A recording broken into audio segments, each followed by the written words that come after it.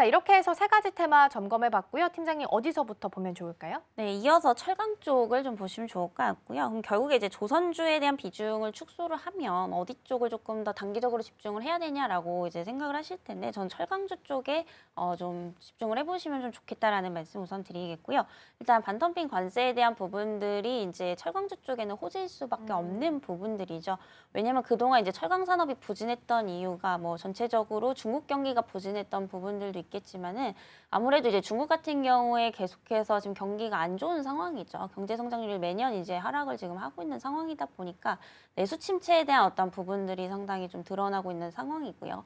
이러다 보니까 철강은 이미 엄청나게 많이 이제 생산을 한 상황입니다. 굉장히 이제 저렴하게 만들었는데 이게 지금 갈 데가 없으니까 우리나라 쪽에 굉장히 좀 많이 들어왔던 상황이거든요.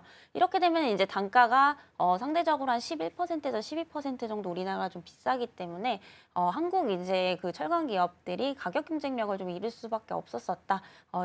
이에 따라서 이제 관련 기업들의 어떠한 실적들도 상당히 좀 안 좋게 나왔던 상황이죠. 특히나 뭐 동국제강 그리고 뭐 포스코 셋을 이제 지금 안 좋은 지가 실적이 한 2년에서 3년 정도 좀 돼 가고 있는 것 같아요. 그래서 결국에 이 정도에 대한 부분들을 어느 정도 좀 풀어주려고 하면은 철강에 대한 어떠한 그런 가격 경쟁력이 좀 생겨나야 된다라고 좀 보고 있고요. 거기 이제 관세 부과를 하겠다라는 것은 우리나라가 이제 가격 경쟁력이 좀 살아날 수밖에 없다라고 좀 판단이 되고 있습니다. 아무래도 이제 적어도 20%에서 많게는 뭐 한 38%대까지 좀 얘기가 나오고 있는 상황인데, 사실 이게 20% 최저로 매겨도 이제 중국산 그 후판 가격이 우리나라보다 비싸지는 상황이 되는 거거든요. 어쩔 수 없이 우리나라한테 좀 기회가 생길 수밖에 없는 부분들이고, 결국에는 이런 부분들이 이제 영업이익률 개선으로 저는 좀 이어질 수 있다라고 보고 있기 때문에, 지금은 이제 악재가 어느 정도는 조금 해소가 되고 이제 상승 모멘텀이 조금 생겨나는 시기라고 좀 판단을 해보시면 좀 될 것 같고요. 다만 이제 그 철강업 같은 경우에 또 경기 민감주다 보니까 조금 길게 보기에는 약간 좀 무리가 있을 것 같습니다. 아무래도 이제 후판 쪽에서는 수혜를 볼 수 있겠지만은 또 후판 쪽만 있는 거는 아니거든요. 건설 쪽에도 이제 철강이 좀 들어가게 되는데, 사실 최근에 이제 건설 경기가 너무나도 좀 안 좋은 상황입니다. 그래서 여전히 고금리, 고물가, 고환율 이에 대한 부분들의 피해를 고스란히 좀 받고 있는 상황이고요.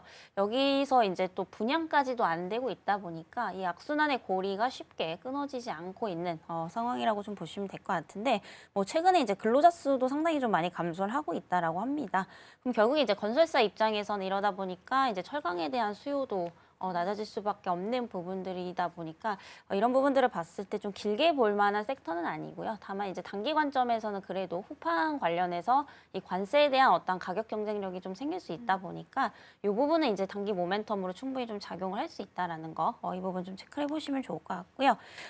저는 이제 그 관련주 내에서도 일단 탑픽을 좀 꼽으면 이제 동국제강 이라는 이제 종목인데요. 사실 이제 우리가 전체적인 철강 산업이 무조건 살아날 거야 이게 아니라, 결국에 후판 관련해서 이제 관세에 대한 기대감으로 지금 접근을 하는 거다라고 한다면 이 후판 관련 매출 비중이 높은 기업들을 좀 보시는 게 맞다라고 보고 있고요.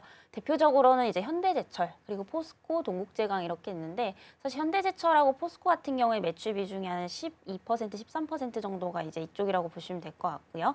동국제강 같은 경우에는 무려 이제 20%가 넘어가는 부분들이 있기 때문에 이 반덤핑 관세 관련해서는 가장 큰 수혜를 또 볼 수 있는 게 저는 오히려 좀 동국제강이다라고 보고 있어서 최근에 이제 흐름들이 어느 정도 조금 조정이 나오고 있는 부분들도 굉장히 좀 긍정적으로 좀 보고 있는 상황입니다. 그래서 2월 21일에 한번 주가가 한 고점이 20%대 급등이 나왔다가 최근 이제 밀리는 모습들인데요. 그리고 다음 주에 한 3월 5일에 이제 중국에서 또 양회가 있는 상황입니다. 그러다 보니까 중국 관련 모멘텀까지 지속적으로 좀 단기적으로 끌고 갈 수 있는 부분이기 때문에 지금 눌린 시점에서부터 한번 좀 관심 있게 지켜보셔도 좋겠다라는 말씀 드리도록 하겠습니다.